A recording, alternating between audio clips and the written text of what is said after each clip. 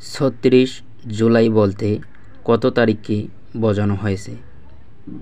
৩৬ জুলাই বলতে ৫ আগস্টকে বোঝানো হয়েছে।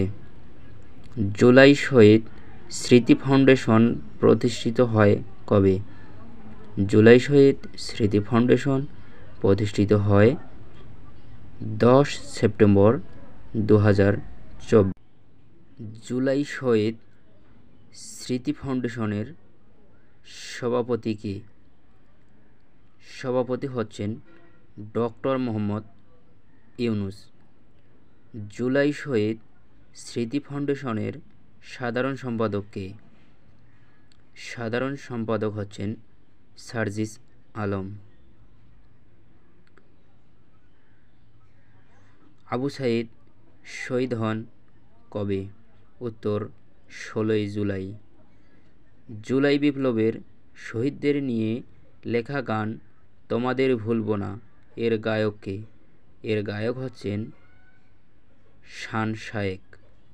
উত্তর শান শায়েক। শহীদ আবু সাঈদ কোন বিশ্ববিদ্যালয়ের ছাত্র ছিলেন?